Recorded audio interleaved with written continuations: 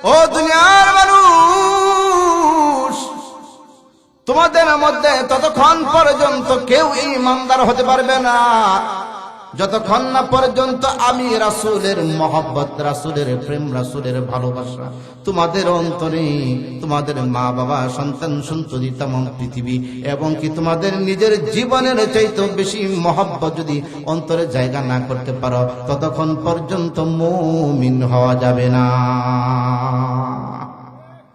তো ঈমানদারের জন্য আল্লাহ রাসূল আরো হাদিসে বললেন, দুনিয়ার সব কিছুর চাইতে আল্লাহ রাসূলের মহব্বত আর ভালোবাসা অন্তরে বেশি জায়গা দিতে হবে। কথা ঠিক কিনা বলেন? কে কে রাজি আছে আল্লাহ রাসূলকে বেশি ভালোবাসতে? আল্লাহ রাসূলের মহব্বত যদি অন্তরে জায়গা দিতে পারো বাবা, তাহলে তুমি ঈমানদার হবা। সুবহানাল্লাহ। আল্লাহ রাসূলের জন্য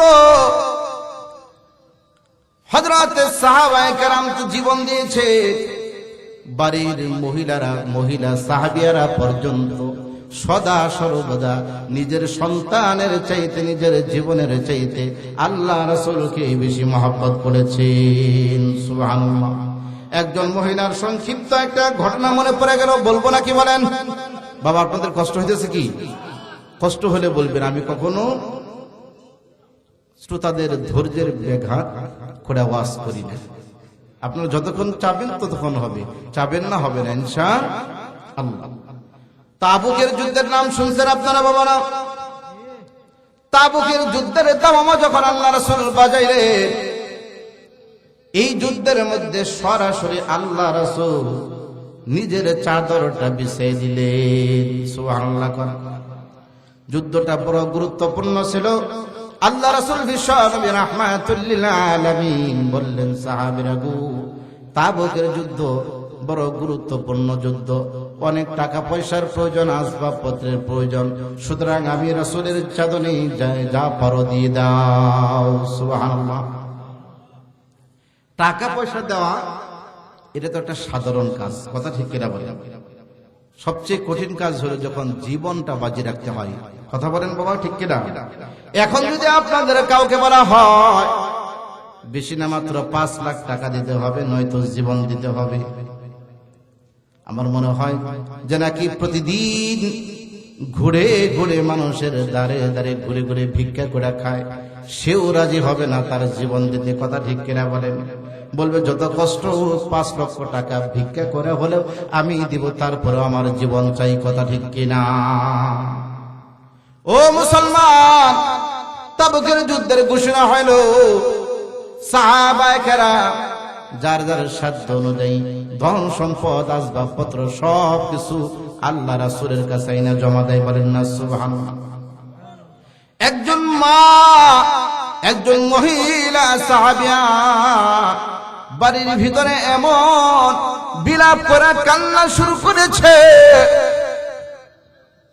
লোকেরা জিজ্ঞাসা করে, ও মহিলা তুমি কেন কান্দ? ভালো করে শোনো বাবারা, মায়েরা। মহিলা ডাক দেখো, ও আল্লাহর নবী, সাহাবীরা গো, আল্লাহর নবী না তাবুকের যুদ্ধের ঘোষণা দিয়েছে, বলে হাত তোমার সমস্যা কি? মহিলা ডাকতে বলে, আল্লাহ রাসূল তাবুকের যুদ্ধের ঘোষণা দিয়েছে, কত মানুষ যুদ্ধে যাবে, আল্লাহ রাসূলের সঙ্গে যুদ্ধ করবে, কত মুসলমান আল্লাহ রাসূলের চাদরে টাকা দেয়, পয়সা দেয়। আমি মহিলা, আমার কোনো টাকা নাই, পয়সা নাই, আমি কি দিব আল্লাহ রাসূলকে? বলে, ও মহিলা, টাকা নাই পয়সা নাই, দিতে হবে না। বলে, এখানেই শেষ না, যুদ্ধের ময়দানে কত মহিলা স্বামীর আল্লাহ রাসূলের সঙ্গে যুদ্ধ করবে। আমি মহিলা, আমার স্বামী নাই, আমার স্বামী যদি আজকে বেঁচে থাকতো, আমি আল্লাহ রাসূলের সঙ্গে যুদ্ধের ময়দানে পাঠাইয়া দিতাম। আমার স্বামী নাই, এই জন্য আমি কান্দি। আল্লাহ নবীর সাহাবীরা বলে, মহিলা তোমার স্বামী নাই, এই জন্য দুঃখ করো না, এই জন্য আল্লাহ রাসূল তোমাকে পাকড়াও করবে না। মহিলা ডাক দেখো, আমার বড় কোনো সন্তান নাই, ছোট্ট একটা সন্তান আছে নাবালিগ। যদি বড় সন্তান থাকতো আল্লাহ রাসূলের সঙ্গে যুদ্ধের ময়দানে যাইত। সুবহানাল্লাহ। কথাগুলো বলে যখন কান্দে, ছোট্ট সন্তান দৌড়ে আসে, মা ও মা, তোমার চোখের পানি সইতে পারি না, মা গো আমি তোমার সাথে কথা দিলাম গো মা, আমাকে যুদ্ধের সাজ সাজাইয়া দাও, আমি আল্লাহ রাসূলের সঙ্গে যুদ্ধে যাব। সুবহানাল্লাহ। মহিলা ডাক দেয়, কয় বাবা আমাকে ওয়াদা দে, আমি তোকে যুদ্ধের সাজ সাজাইয়া রাসূলের সঙ্গে যুদ্ধের ময়দানে পাঠাবো।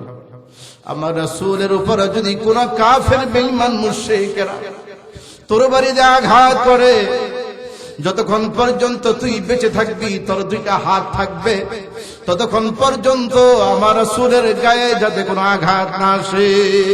আল্লাহু আকবার। ছোট্ট সন্তান ডাকতে বলে, মা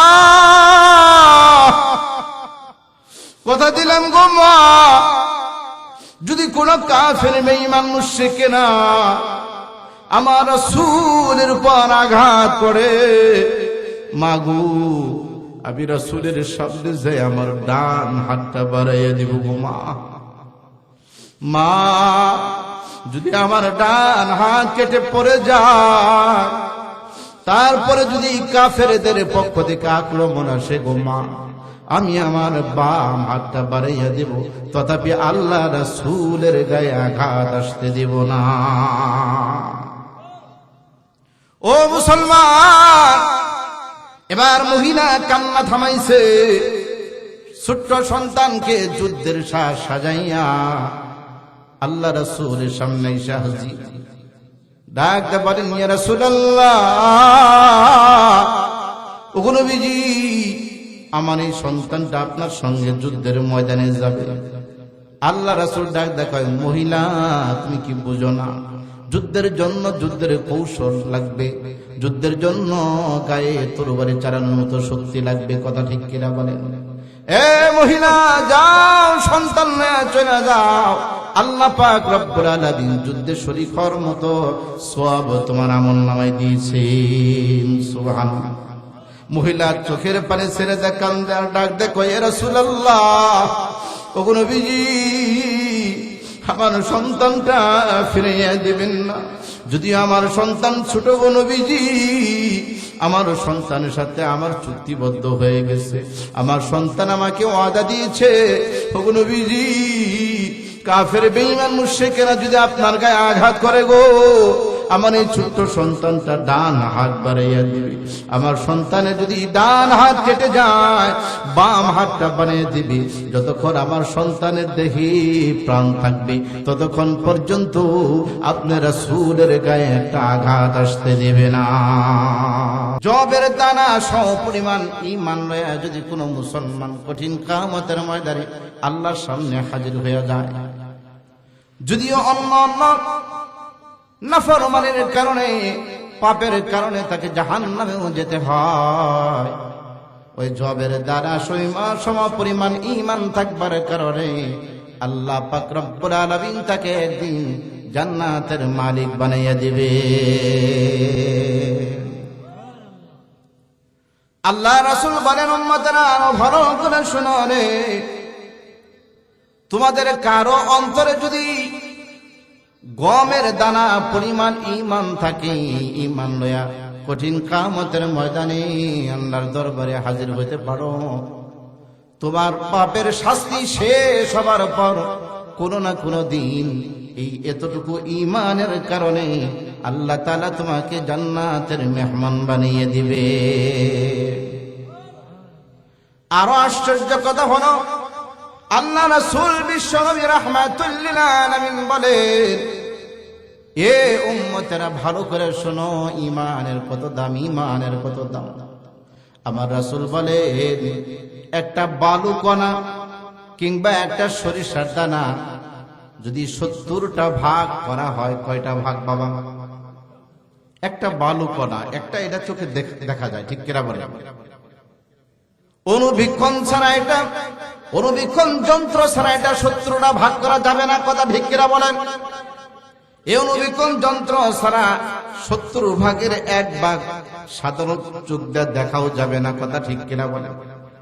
আমার আল্লাহ রাসূল বলেন, উম্মতেরা রে, একটা বালুকণার 70 ভাগের এক ভাগ সম পরিমাণ ঈমান লইয়া যদি কঠিন কিয়ামতের ময়দানে আল্লাহর সামনে হাজির হইতে পারো, আমি রাসূল ঘোষণা দিলাম রে, ওই অনুপরিমাণ ঈমানের কারণে আল্লাহ তাআলা তোমাকে বিশাল বড় জান্নাতের মালিক বানাইয়া দিবে।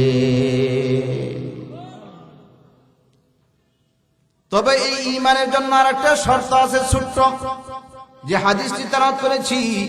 আল্লাহ রাসূল বললেন, আখলিস দীনাকা ইয়াকফিকাল আমালুল কলিল।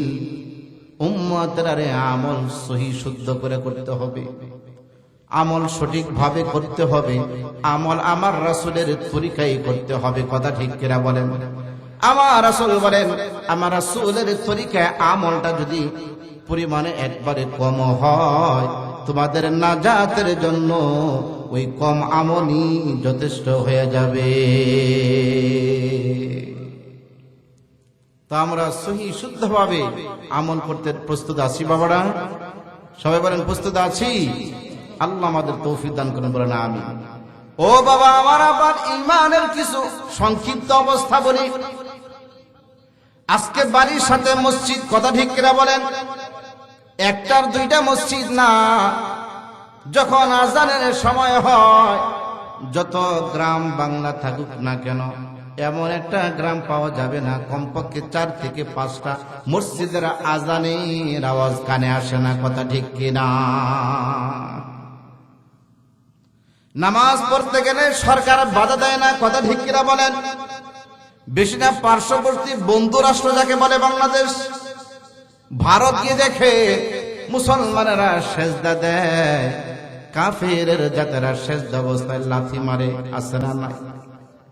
ও মুসলমান, বাংলাদেশ তো এত খারাপ না, কেউ বাধা দেয় না, কেউ বাধা দেয় না, কথা ঠিক কিনা বলেন? ইচ্ছা করলে মসজিদে যাওয়া যায়, কোনো অভাব নাই, খাবারের অভাব নাই, কাপড়ের অভাব নাই। তারপরেও যেই ঈমান আমাকে মসজিদ পর্যন্ত নেয় না, একটু গভীর ভাবে চিন্তা করে দেখো রে মুসলমান, ওই ঈমান কেমনে তোমাকে জান্নাতে পাঠাবে, কথা ঠিক কিনা? ইচ্ছা করলে আপনি নামাজে যাইতে পারেন, তারপরও নামাজে যান না, এরকম মুসলমান আছে না নাই? সবাই বলেন আছে না নাই? কম না বেশি? ও মুসলমান, অথচ হযরতে সাহাবায়ে কেরামের দিকে লক্ষ্য করো, যাদের ঈমানের মতো ঈমান বানানোর জন্য আল্লাহ পাক রব্বুল আলামিন কোরআনে কারিমে নির্দেশ দিয়েছেন, কথা ঠিক কিনা বলেন? وَإِذَا قِيلَ لَهُمْ آمِنُوا كَمَا آمَنَ النَّاسُ।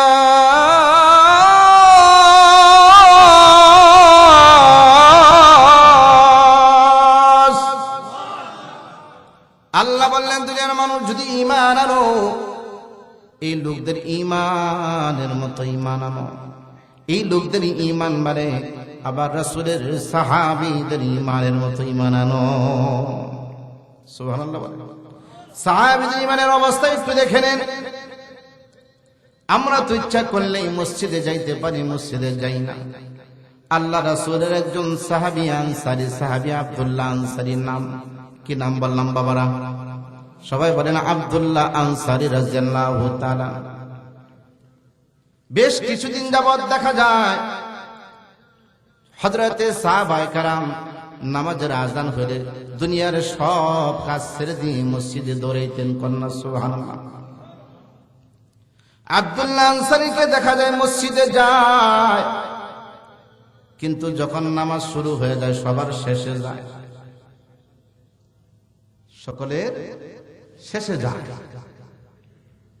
আল্লাহ রাসূল সালাম ফিরাইতে দেরি হয়, আব্দুল্লাহ আনসারী মসজিদ থেকে এক দৌড়ে বাড়িতে চলে আসে। আল্লাহর নবীর অন্যান্য সাহাবীরা লক্ষ্য করে দেখে আব্দুল্লাহ আনসারী নামাজে সবার শেষে আসে, যাওয়ার সময় আর দেরি করে না, সবার আগে চলে যায়। বেশ কিছুদিন লক্ষ্য করবার পর সাহাবায়ে কেরাম আল্লাহ রাসূলের কাছে অভিযোগ করলেন, ইয়া রাসূলুল্লাহ, ও নবীজি, আপনার সাহাবী আব্দুল্লাহ আনসারীর আমলের মধ্যে ঘাটতি এসে গেছে। নাউজুবিল্লাহ। আল্লাহ রাসূল বলে, কি হয়েছে? বলো, গো নবীজি, মসজিদ নববীতে যখন নামাজের জন্য আযান দেওয়া হয়, আমরা সব সাহাবীরা দুনিয়ার সব ঝামেলা ছেড়ে, সব কাজকর্ম ছেড়ে দিয়ে মসজিদে দৌড়ে আসি।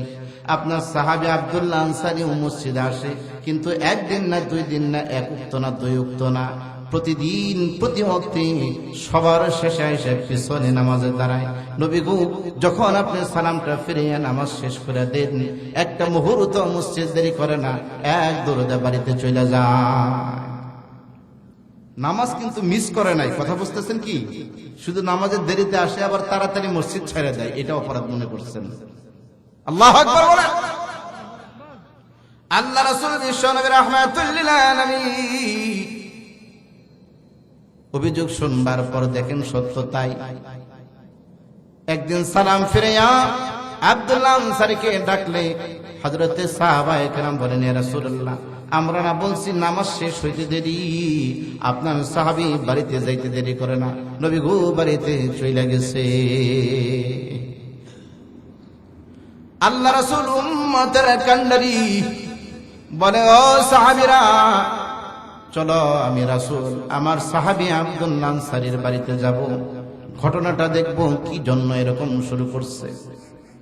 আল্লাহ রাসূল বিশ্বনবী রাহমাতুল লিল আলামিন হযরত ওমর, আবু বকর, উসমানকে সঙ্গে লইয়া চলে গেলেন আব্দুল্লাহ আনসারীর বাড়িতে একটু খোঁজ নেওয়ার জন্য। আল্লাহ রাসূল বিশ্বনবী রাহমাতুল লিল আলামিন আব্দুল্লাহ আনসারীর দরজার মধ্যে সালাম দিলেন, আসসালামু আলাইকুম ইয়া আব্দুল্লাহ আনসারী। রুমের ভিতর থেকে আল্লাহ রাসূলের সালামের জবাব আসে না। আল্লাহ রাসূল পিছনে সরে আসলেন, আবু বকর সিদ্দিক সামনে অগ্রসর, দরজার মধ্যে সালাম দিলেন, কোনো আওয়াজ নাই। নবীজি বলেন, সাহাবীরা গো, চলো চলে যায়, মনে হয় আমার সাহাবী আব্দুল্লাহ আনসারী কোনো বিপদে আছে। সাহাবায়ে কেরাম সঙ্গে লইয়া আল্লাহ রাসূল আব্দুল্লাহ আনসারীর ঘর থেকে কয়েক কদম সামনে গেলে আব্দুল্লাহ আনসারী দরজাটা খুলে ডাক দেয়, সালাতু আসসালামু আলাইকা ইয়া রাসূলুল্লাহ। নবী গো, বেয়াদবি মাফ করবেন, যদি মেহেরবানি করে দাঁড়াইতেন। সুবহানাল্লাহ। আল্লাহ নবী সাহাবী আব্দুল্লাহ আনসারী দৌড়ে আল্লাহ রাসূলের সামনে হাজির। ও মুসলমান, ভালো করে শুনে নাও। নবীজি প্রশ্ন করে, আব্দুল্লাহ রে, আজ বেশ কতদিন যাবত তুমি মসজিদে সবার শেষে যাও? বলে জি। তাড়াতাড়ি চলে আসো। বলে, জি ইয়া রাসূলুল্লাহ। ও আব্দুল্লাহ, তোমার এই খবরটা শুনি না, তোমার খোঁজ নেওয়ার জন্য আমি রাসূল তোমার দরজায় এসে তোমাকে সালাম দিলাম, সালামের জবাবটাও দিলাম না। আব্দুল্লাহ আনসারী বলে, ইয়া রাসূলুল্লাহ, ও নবীজি, যদি অনুমতি দিতেন কারণটা কইলা বলবো। আল্লাহ রাসূল বলে, কি সমস্যা? আব্দুল্লাহ আনসারী খুলে বলো। এবার আব্দুল্লাহ আনসারী বলেন, ইয়া রাসূলুল্লাহ, ও নবীজি, আপনার সাহাবীরা লক্ষ্য করেছে যেই জামাটা পরিধান করে এখন আপনার সামনে হাজির হয়েছে, নবী গো, এই জামাটা পরে প্রতিদিন আমি নামাজে আসি। সাহাবায়ে কেরাম সত্যায়ন করলেন, ইয়া রাসূলুল্লাহ, সঠিক বলেছেন। আব্দুল্লাহ আনসারী চোখের পানি ছেড়ে দিয়ে কান্দে। উম্মতের কান্ডারি রাহমাতুল লিল আলামিনের কাছে ডাক দেয়, কয় নবী গো, কি জন্য দেরিতে আসে জানেননি? ইয়া রাসূলুল্লাহ, নামাজ তো আমার উপরে ফরজ, আমার বিবির উপরেও ফরজ। নবীজি বলেন, জি রে সাহাবী বলো। আব্দুল্লাহ আনসারী ডাক দেয়, কয় নবী গো, যে জামাটা পয়রা নামাজে আসি গো নবীজি, আমার বিবি নামাজের দাঁড়াবে এতটুকু কাপড় পর্যন্ত ঘরে নাই। ওগো নবীজি, যখন নামাজের সময় হয় আমি আমার বিবির কাপড়টা পরিধান কইরা নামাজে আসি। ঘরের ভিতরে একটা গর্ত খনন করে নিয়েছি। আমি যখন নামাজে আসি আমার বিবি উলঙ্গ অবস্থায় গর্তের ভিতরে নেমে দাঁড়াইয়া থাকে। ইয়া রাসূলুল্লাহ, নামাজটা শেষ করে এক দৌড়ে যখন ঘরে যাই, আমার বিবিকে যখন আমি জামাটা দেই, জামাটা দিয়ে আমি নিজে গর্তের ভিতরে নেমে যাই, ওই জামাটা পরিধান করে আমার বিবি নামাজে দাঁড়ায়। ও মুসলমান, তারপরে আল্লাহ রাসূলের সাহাবীরা জামাতে নামাজ আদায় করেছে। এতটুকুন সাহাবায়ে কেরামের চোখে ধরা পড়েছে। নামাজের দেরিতে আসার কারণটা নবীজি বইলা ফেলছে। নবীজি শুনবার পর নবীজি চোখের পানি মুছতে মুছতে মসজিদ নববীতে এসে পড়ছে। সাহাবীদেরকে বলে, সাহাবীরা গো, তোমরা কেউ যদি পারো আমার আব্দুল্লাহ আনসারীর জন্য কিছু কাপড়ের ব্যবস্থা করে দাও। আল্লাহ রাসূল জামা কাপড়ের ব্যবস্থা করিয়া সাহাবায়ে কেরামকে সঙ্গে নিয়ে আব্দুল্লাহ আনসারীর বাড়িতে আবার হাজির। সুবহানাল্লাহ। এবার আরেকটা করুণ দৃশ্য দেখা যায়। আব্দুল্লাহ আনসারীর ছোট্ট ছোট্ট দুইটা সন্তান এখনো পর্যন্ত বাড়ির হয় নাই, বুঝ শক্তি হয় নাই। ঘরের ভিতরে রশি দিয়া বেঁধে রেখেছেন। আল্লাহু আকবার। ছোট্ট মানুষ যদি ঘরের ভিতরে রশি দিয়ে বেঁধে রাখে, দুনিয়াতে তো কাফেরের মতো কঠোর হৃদয়ে যার, তারও মায়া লেগে যাবে। কথা ঠিক কিনা? দৃশ্যটা হযরতে সাহাবায়ে কেরাম দেখেছেন। আল্লাহ রাসূলের কাছে সাহাবায়ে কেরাম বললেন, রাসূলুল্লাহ, আব্দুল্লাহ আনসারী ছোট ছোট দুইটা সন্তানকে ঘরের ভিতরে রশি দিয়া বেঁধে রেখেছে। নবীজি প্রশ্ন করে, আব্দুল্লাহ, তোমার ছোট্ট ছোট্ট সন্তানদেরকে রশি দিয়া কেন গো ঘরের ভিতরে বেঁধে রেখেছ? কষ্টের কথা কয়টা বলবে? আব্দুল্লাহ আনসারী ডাক দেখো, ইয়া রাসূলুল্লাহ, আমার বাড়ির উঠানে আমার আঙ্গিনে দেখেন খেজুর গাছ আছে। এখন খেজুরের মৌসুম, গাছ ভরা খেজুর গো নবীজি। খেজুর পেকে পেকে ঝরে ঝরে যখন কিছু খেজুর পড়ে, আমি বাবা হইয়া যখন সময় মতো সন্তানের মুখে খাবার দিতে পারি না, আমার সন্তান কোনো ক্ষুধার যন্ত্রণায় ওই খেজুরের গাছের নিচে যায়, খেজুরগুলো কুড়াইয়া কুড়াইয়া দুই চারটা মুখে দেয়। নবী গো, এই খেজুরের মালিক কোন মুসলমান না, একজন ইহুদি খেজুর গাছের মালিক। ইয়া রাসূলুল্লাহ, আমার সন্তানগুলো যখন কুড়াইয়া খেজুর মুখে দেয় গো নবীজি, ইহুদি অমনেতে দৌড়াইয়া এসে আমার সন্তানের মুখে ইহুদির আঙ্গুল ঢুকাই দেয়, খেজুরগুলো বের করে নেয়। নবী গো,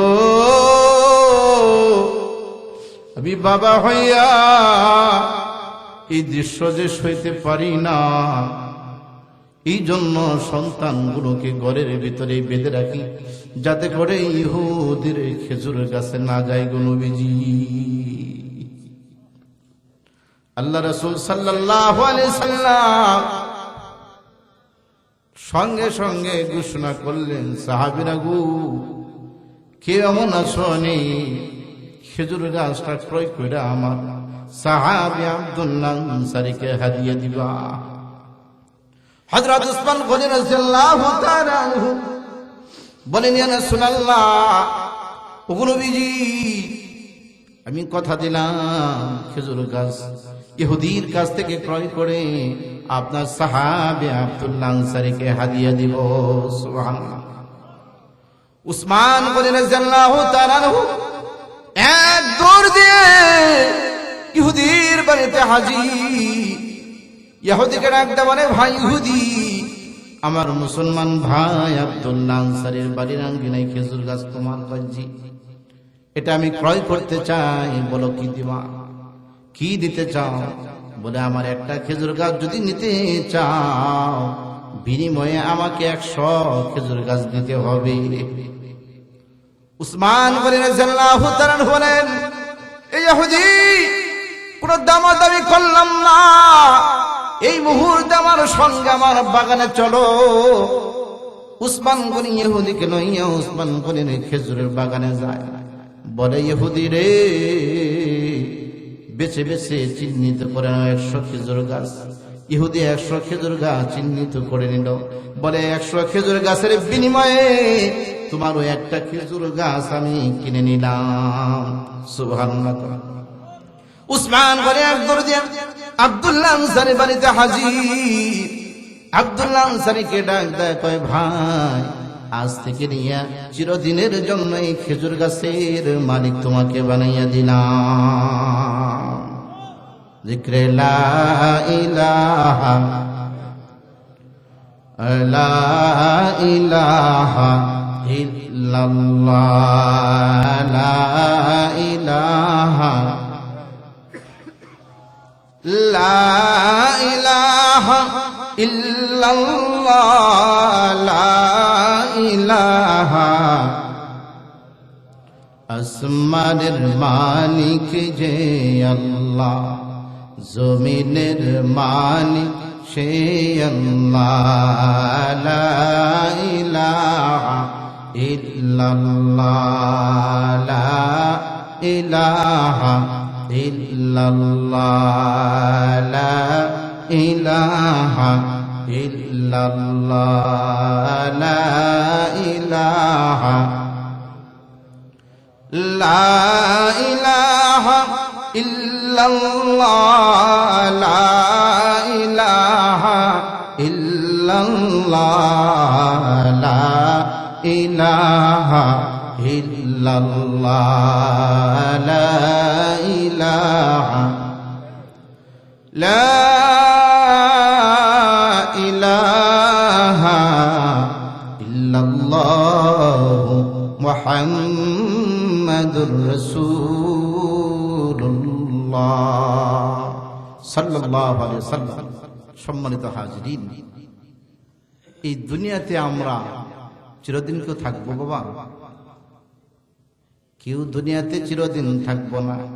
এই কথাটা আমরা শুধু মুখে স্বীকারোক্তি দেই, কিন্তু অন্তরে জায়গা করতে পারি না। এই কথা ঠিক কি না? যদি অন্তরে এই কথাটার জায়গা করে নিতে পারতাম, তাহলে আজ আমরা ঈমান থেকে, ইসলাম থেকে, আল্লাহ আল্লাহ রাসূল থেকে এত দূরে যাইতে পারতাম না। ঠিক কি না?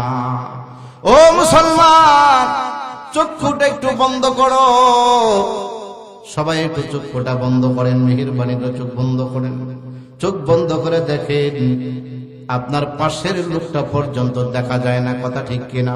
চক্ষু খুলে দেখুন বাবা, হতে পারে আজকের এই মাহফিল আমার আপনার জীবনের শেষ মাহফিল হতে পারে কি পারে না? ও বাবা, দুনিয়ার সব কিছুর গ্যারান্টি আছে, আমার আপনার জীবনের গ্যারান্টি নাই। কথা ঠিক কিনা? এই যে সামনে একটা মোবাইল, এটারও গ্যারান্টি দেয়। কথা ঠিক কিনা বলেন? 100 টাকা দিয়ে একটা গড়ি কিনলে গড়িরও গ্যারান্টি দেয়। কথা ঠিক কিনা বলে? কিন্তু আমার আপনার এই মূল্যবান জীবনের কোনো গ্যারান্টি নাই। কথা ঠিক কিনা? আমার আল্লাহ কোরআনে বলেন, ইযা আজালুহুম লা ইস্তাখিরুনা সাআ ওয়া লা ইস্তাকদিমুন। আল্লাহু আকবার। আমার আল্লাহ বলে, ও দুনিয়ার মানুষেরা, তোমাদের জীবনের কোনো গ্যারান্টি নাই। আমি আল্লাহ সুনির্দিষ্ট একটা সময় দিয়ে দুনিয়াতে পাঠাইছি রে বান্দা। যখন সময়টা শেষ হয়ে যাবে, একটা সেকেন্ড এদিক আর ওদিক করা হবে না। কথা ঠিক কিনা? यहाँ में हम सब मुसाफिर हैं, वही आखिर ठिकाना, कोई आगे रवाना है, कोई पीछे रवाना। কথা ঠিক কিনা বলেন? একজন কবি বলে, দুনিয়ার মানুষেরা রে, আমরা সবাই দুনিয়াতে মুসাফির, আসল ঠিকানা হলো আমাদের আখিরাত। ব্যবধান হলো কেউ একদিন আগে, কেউ একদিন পরে। কথা ঠিক কিনা? ও মুসলমান, এই জন্য আসো আমরা ঈমানদার হয়ে দুনিয়া থেকে বিদায় নেই। কথা ঠিক কিনা বলেন? আল্লাহ পাক রব্বুল আলামিন আমাকে আপনাকে জান্নাতের মেহমানদারি করাবার জন্য, জান্নাতের মেহমান বানানোর জন্য একটা আর দুইটা শর্ত দিয়েছেন। কয়টা শর্ত বাবারা? সবাই বলেন কয়টা শর্ত? 1 নাম্বার ঈমান, 2 নাম্বার হলো আমলে সালেহা। কথা ঠিক কিনা? তো আমলে সালেহা করতে রাজি আছি বাবারা আমরা? আমাদের ঈমানে তো তাজা বানাইতে পারি নাই, ঈমান এখনো পর্যন্ত বানাইতে পারি নাই। ঈমান সাধারণ ঈমান বানালে চলবে না। কথা ঠিক কিনা বলেন? ঈমান বানাইতে হবে আল্লাহ রাসূলের সাহাবীদের মতো। কথা ঠিক কিনা? কে ঘোষণা দিয়েছেন বাবা? কে? আল্লাহ ঘোষণা দিয়েছেন ঈমান বানাইতে হবে আল্লাহ নবীর সাহাবীদের ঈমানের মতো। কথা ঠিক কিনা বলেন? ও মুসলমান, আজকে দুনিয়াতে আয়ুমিনু আহাদুকুম হাত্তা আকুনা হাব্বা ইলাইহি মিন ওয়ালিদিহি ওয়া ওয়ালাদিহি ওয়ান নাসি আজমাইন। সুবহানাল্লাহ। আল্লাহ রাসূল বললেন, ও দুনিয়ার মানুষ, তোমাদের মধ্যে ততক্ষণ পর্যন্ত কেউ ঈমানদার হতে পারবে না যতক্ষণ না পর্যন্ত আমি রাসূলের মহব্বত, রাসূলের প্রেম, রাসূলের ভালোবাসা তোমাদের অন্তরে, তোমাদের মা বাবা, সন্তান সন্ততি, तमाम পৃথিবী এবং কি তোমাদের নিজের জীবনের চাইতে বেশি মহব্বত যদি অন্তরে জায়গা না করতে পারো, ততক্ষণ পর্যন্ত মুমিন হওয়া যাবে না। তো ঈমানদারের জন্য আল্লাহ রাসূল আরো হাদিসে বললেন, দুনিয়ার সব কিছুর চাইতে আল্লাহ রাসূলের মহব্বত আর ভালোবাসা অন্তরে বেশি জায়গা দিতে হবে। কথা ঠিক কিনা বলেন?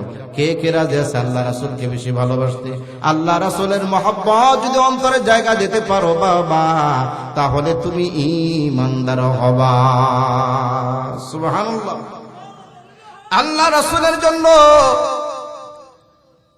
হযরতে সাহাবায়ে কেরাম তো জীবন দিয়েছে, বাড়ির মহিলা সাহাবিয়ারা পর্যন্ত সদা সর্বদা নিজের সন্তানের চাইতে, নিজের জীবনের চাইতে আল্লাহ রাসূলকে বেশি মহব্বত করেছেন। সুবহানাল্লাহ। একজন মহিলার সংক্ষিপ্ত একটা ঘটনা মনে পড়ে গেল, বলবো নাকি বলেন? বাবা আপনাদের কষ্ট হইতেছে কি? কষ্ট হলে বলবেন, আমি কখনো শ্রোতাদের ধৈর্যের ব্যাঘাত করে ওয়াজ করি না। আপনারা যতক্ষণ চাবেন ততক্ষণ হবে, চাবেন না হবে না ইনশাআল্লাহ। তাবুকের যুদ্ধের নাম শুনছেন আপনারা বাবারা? তাবুকের যুদ্ধের দামামা যখন আল্লাহ রাসূল বাজাইলেন, এই যুদ্ধের মধ্যে সরাসরি আল্লাহ রাসূল নিজের চাদরটা বিছিয়ে দিলেন। সুবহানাল্লাহ। যুদ্ধটা বড় গুরুত্বপূর্ণ ছিল।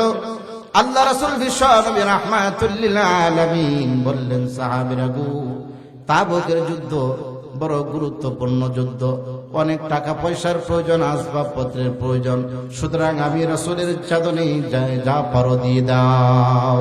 সুবহানাল্লাহ। টাকা পয়সা দেওয়া এটা তো একটা সাধারণ কাজ। কথা ঠিক কিনা বলেন? সবচেয়ে কঠিন কাজ হলো যখন জীবনটা বাজি রাখতে হয়। কথা বলেন বাবা, ঠিক কিনা? এখন যদি আপনাদের কাউকে বলা হয় বেশি না মাত্র 5 লাখ টাকা দিতে হবে, নয়তো জীবন দিতে হবে, আমার মনে হয় যে নাকি প্রতিদিন ঘুরে ঘুরে মানুষের দ্বারে দ্বারে ঘুরে ঘুরে ভিক্ষা করে খায়, সেও রাজি হবে না তার জীবন দিতে। কথা ঠিক কিনা বলেন? বলবে যত কষ্ট হোক 5 লক্ষ টাকা ভিক্ষা করে হলেও আমি দিব, তারপরে আমার জীবন চাই। কথা ঠিক কিনা? ও মুসলমান, তাবুকের যুদ্ধের ঘোষণা হইল। সাহাবায়ে কেরাম যার যার সাধ্য অনুযায়ী ধন সম্পদ আসবাবপত্র সবকিছু আল্লাহ রাসূলের কাছে আইনা জমা দেয়। বলেন না সুবহানাল্লাহ। একজন মা, একজন মহিলা সাহাবিয়া বাড়ির ভিতরে এমন বিলাপ করে কান্না শুরু করেছে, লোকেরা জিজ্ঞাসা করে, ও মহিলা তুমি কেন কান্দ? ভালো করে শোনো বাবারা, মায়েরা। মহিলা ডাক দেয়, ও আল্লাহর নবী, সাহাবীরা গো, আল্লাহর নবী না তাবুকের যুদ্ধের ঘোষণা দিয়েছে। বলে, হ্যাঁ, তোমার সমস্যা কি? মহিলা ডাক দেয় বলে, আল্লাহ রাসূল তাবুকের যুদ্ধের ঘোষণা দিয়েছে, কত মানুষ যুদ্ধে যাবে, আল্লাহ রাসূলের সঙ্গে যুদ্ধ করবে। কত মুসলমান আল্লাহ রাসূলের চাদরে টাকা দেয়, পয়সা দেয়। আমি মহিলা, আমার কোনো টাকা নাই, পয়সা নাই, আমি কি দিব আল্লাহ রাসূলকে? বলে, ও মহিলা, টাকা নাই, পয়সা নাই, দিতে হবে না। বলে, এখানেই শেষ না, যুদ্ধের ময়দানে কত মহিলা স্বামীর আল্লাহ রাসূলের সঙ্গে যুদ্ধ করবে। আমি মহিলা, আমার স্বামী নাই। আমার স্বামী যদি আজকে বেঁচে থাকতো, আমি আল্লাহ রাসূলের সঙ্গে যুদ্ধের ময়দানে পাঠাইয়া দিতাম। আমার স্বামী নাই, এই জন্য আমি কান্দি। আল্লাহ নবীর সাহাবীরা বলে, মহিলা, তোমার স্বামী নাই, এই জন্য দুঃখ করো না, এই জন্য আল্লাহ রাসূল তোমাকে পাকড়াও করবে না। মহিলা ডাক দেখো, আমার বড় কোনো সন্তান নাই, ছোট্ট একটা সন্তান আছে, নাবালিগ। যদি বড় সন্তান থাকতো, আল্লাহ রাসূলের সঙ্গে যুদ্ধের ময়দানে যাইতো। সুবহানাল্লাহ। কথাগুলো বলে যখন কান্দে, ছোট্ট সন্তান দৌড়ে আসে, মা, ও মা,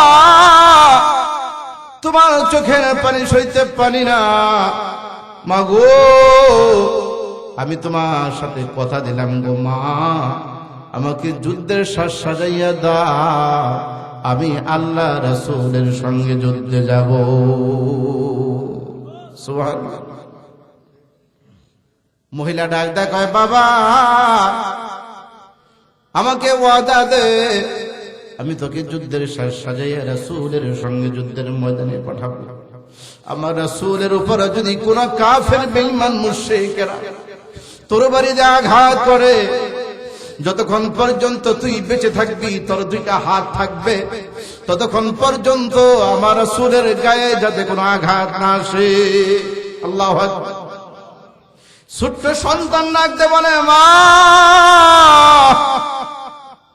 কথা দিলাম গো মা, যদি কোন কাফের বেঈমান মুশরিকেরা আমার রাসূলের উপর আঘাত করে, মাগো, আমি রাসূলের সামনে যাই আমার ডান হাতটা বাড়াইয়া দিব গো মা।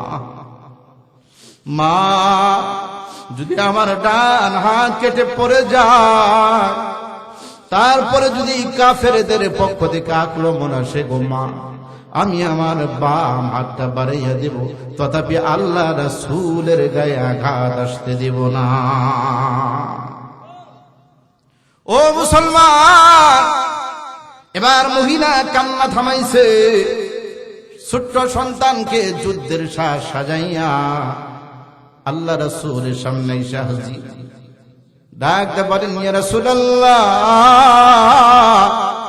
ওগো নবীজি, আমার এই সন্তানটা আপনার সঙ্গে যুদ্ধের ময়দানে যাবে। আল্লাহ রাসূল ডাক দেখায়, মহিলা, তুমি কি বুঝো না, যুদ্ধের জন্য যুদ্ধের কৌশল লাগবে, যুদ্ধের জন্য গায়ে তরবারি চালানোর মতো শক্তি লাগবে। কথা ঠিক কিনা বলেন?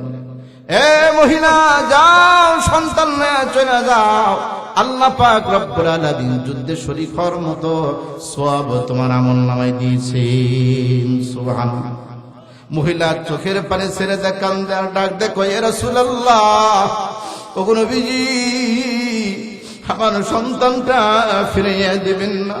যদি আমার সন্তান ছোট, গো নবীজি, আমার সন্তানের সাথে আমার চুক্তিবদ্ধ হয়ে গেছে, আমার সন্তান আমাকে ওয়াদা দিয়েছে, ওগো নবীজি, কাফের বেঈমান মুশরিকেরা যদি আপনার গায়ে আঘাত করে গো, আমার এই ছোট্ট সন্তানটা ডান হাত বাড়াইয়া দিবে। আমার সন্তানের যদি ডান হাত কেটে যায়, বাম হাতটা বানিয়ে দিবে। যতক্ষণ আমার সন্তানের দেহে প্রাণ থাকবে, ততক্ষণ পর্যন্ত আপনার রাসূলের গায়ে একটা আঘাত আসতে দেবে না। সুবহানাল্লাহ। ও মুসলমান, এই জন্য আল্লাহ রাসূলের হাদিসের দিকে একটু লক্ষ্য করো। লা ইউমিনু আহাদুকুম হাত্তা কুনা আহাব্বা ইলাইহি মিন ওয়ালিদিহি ওয়া ওয়ালাদিহি ওয়ান নাসি আজমাইন। আল্লাহ রাসূল বলছেন, দুনিয়ার মুসলমানেরা রে, তোমাদের যদি অন্তরে দুনিয়ার সবকিছুর চাইতে তোমাদের নিজের জীবনের চাইতে বেশি মহব্বত আর ভালোবাসা আমি রাসূলকে না দেখাইতে পারো, আমি রাসূলের জন্য অন্তরে ভালোবাসা না বসাইতে পারো, তোমরা ঈমানদার হইতে পারো নাই। বলে নাউজুবিল্লাহ। ও মুসলমান, এবার একজন আরেকজন না চিন্তা করার দরকার নাই, নিজে নিজেকে নিয়ে একটু ভাবো আর চিন্তা করো, সত্যি কি এই পরিমাণের মহব্বত অন্তরে বসাইতে পারছো কিনা? কথা ঠিক কিনা? বাবা, এগুলো আমার কথা না, সব আল্লাহ আল্লাহ রাসূলের কথা। কথা ঠিক কিনা বলেন? যদি এই পরিমাণ ঈমানের মালিক না হইতে পারো, আল্লাহ যে বলছেন ইন্নাল্লাযীনা আমানু ওয়া আমিলুস সলিহাত, আমানে সলিহাত পরের কথা, প্রথম শর্ত এই বৃথা যাবে। কথা ঠিক কিনা? যদিও শর্ত দুইটা, যে ঈমান আর আমলে সলিহা, জান্নাতের ফিরদাউসের মেহমান হয়ে যাবা। বলেন না সুবহানাল্লাহ। কিন্তু সত্যি কি প্রথম শর্ত যেটা, আসলে কি ঈমানদারের মতো ঈমানদার আমরা হতে পেরেছি কিনা? কথা ঠিক কিনা বলেন? ও মুসলমান, আজকে আমার রাসূল সাল্লাল্লাহু আলাইহি সাল্লামকে নিয়ে ইহুদি নাসারা কাফির মুশরিকরা দূরের কথা, মুসলমানরা পর্যন্ত কটূক্তি করে, আছে না নাই? আমরা শুধু জিলাফির আশিক হয়েছি, আমরা শুধু আল্লাহ রাসূলের মিষ্টি খাওয়ার আশিক হয়েছি, আমরা আসলেই প্রকৃত আল্লাহ রাসূলের আশিক হইতে পারি নাই। কথা ঠিক কিনা? আপনাদের কষ্ট হইতেছে বাবারা? হযরত আমর ইবনে আস রাদিয়াল্লাহু তাআলা আল্লাহ নবীর একজন বিশিষ্ট সাহাবী, আল্লাহ রাসূলের ইন্তেকালের পরের ঘটনা একটু ভালো করে শুনেন বাবা, আমি আলোচনা লম্বা করব না। হযরত আমর ইবনে আস রাদিয়াল্লাহু তাআলা আনহুকে খলিফাতুল মুসলিমিন হযরত উমরের জামানায় জেরুজালেম পাঠাইলেন। আমর ইবনে আস সঙ্গে আরো সাহাবীদেরকে লইয়া যাও, মুসলমান নিয়ে যাও, জেরুজালেমে ইহুদিদের কাছে ঈমানের দাওয়াত, কালেমার দাওয়াত পৌঁছাইয়া দাও। সুবহানাল্লাহ। তো হযরত আমর ইবনে আস রাদিয়াল্লাহু তাআলা আরো মুসলমানদের একটা জামাত নিয়ে জেরুজালেম চলে গেলেন। জেরুজালেমের চৌরাস্তার পাশে এরকম তাঁবু স্থাপন করে মুসলমানরা সেখানে জায়গা করলেন। জেরুজালেমের ইহুদিরা যখন জানতে পারল এলাকাতে মুসলমান ঢুকেছে, দাওয়াতের কাজ নিয়ে এসেছে, ষড়যন্ত্র শুরু করে দিল। বলেন না নাউজুবিল্লাহ। কিভাবে মুসলমানদেরকে দোষারোপ করা যায়, কিভাবে মুসলমানদেরকে এই জেরুজালেম থেকে তাড়িয়ে দেওয়া যায়, এই পায়তারা শুরু করলো। বলেন নাউজুবিল্লাহ। গভীর মনোযোগ দিয়ে শুনেন। জেরুজালেমের চৌরাস্তার ভিতরে তাদের পয়গম্বর ঈসা আলাইহিস সালাতু ওয়াস সালামের একটা মূর্তি বানানো ছিল। কি বানানো ছিল?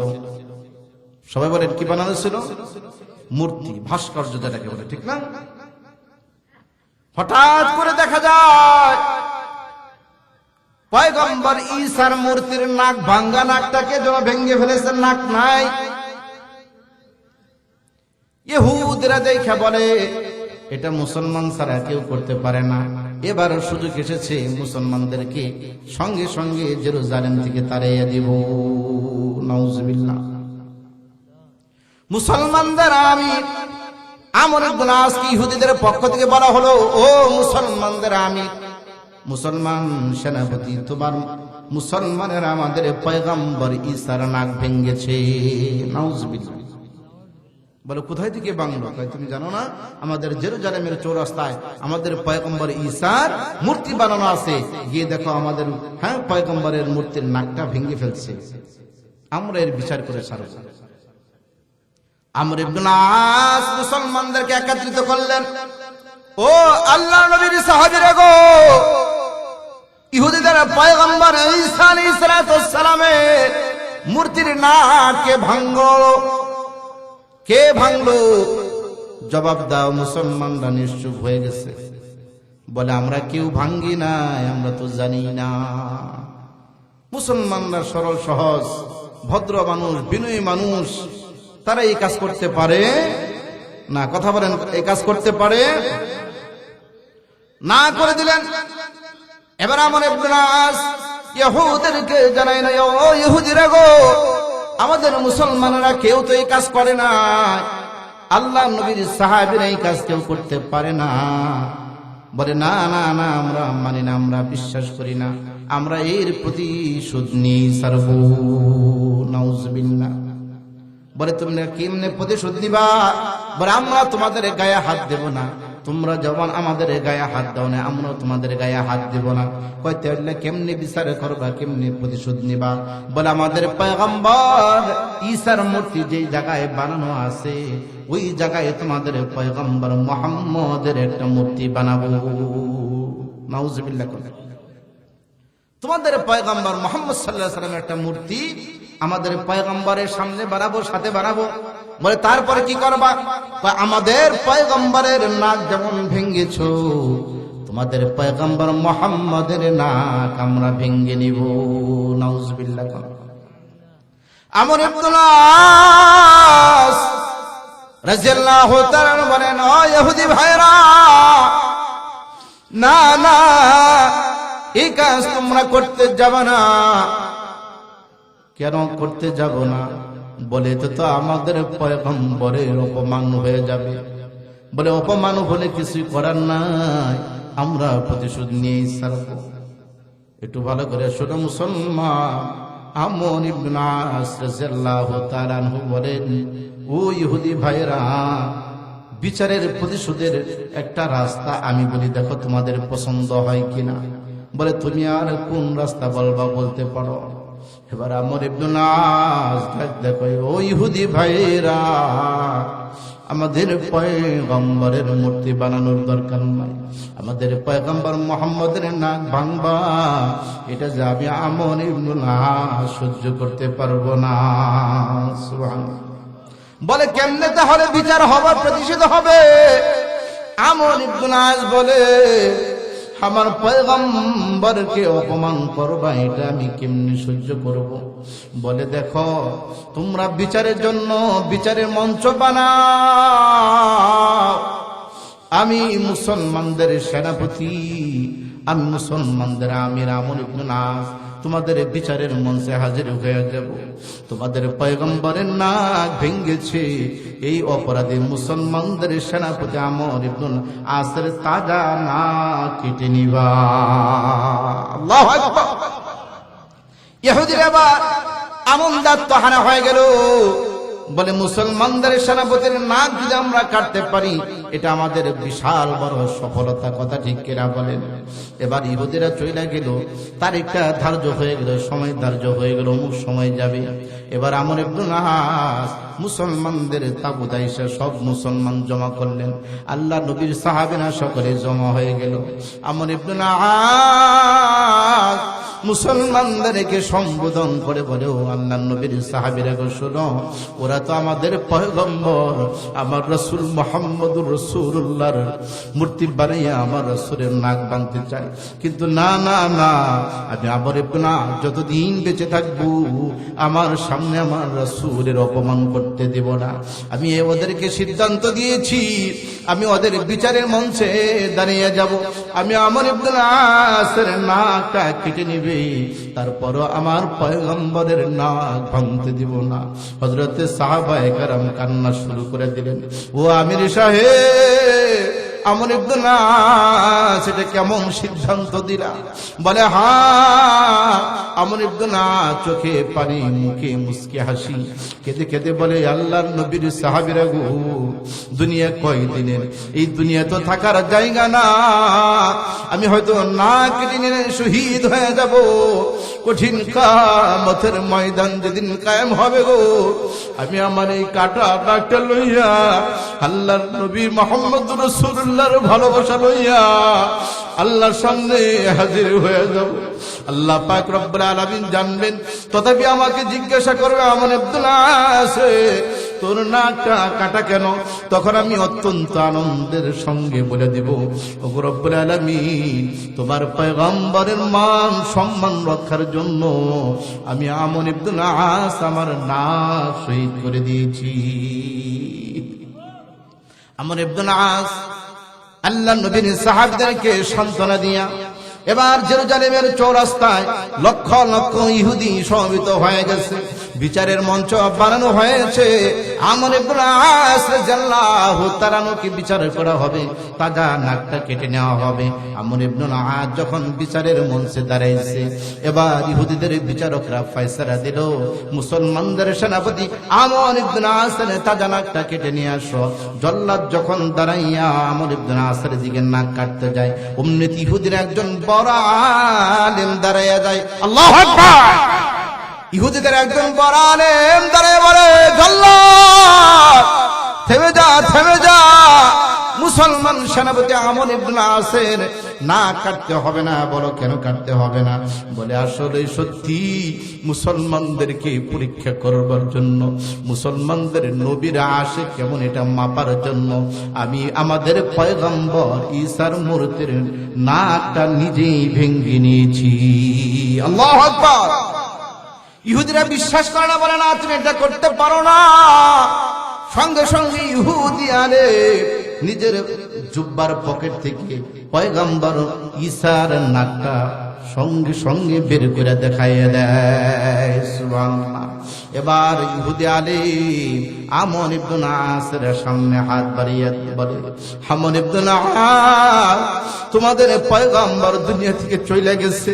যে পয়গম্বর এখন দুনিয়াতে নাই, পয়গম্বরের মূর্তি বানাইয়া ওই মূর্তির নাকটা ভাঙ্গা হবে, এটা যে মুসলমানরা সহ্য করতে পারে না। এত ভালোবাসা যাদের অন্তরে আছে রে, ওই পয়গম্বর মিথ্যা পয়গম্বর হইতে পারে না, ওই পয়গম্বরের সাহাবীরা মিথ্যা হইতে পারে না।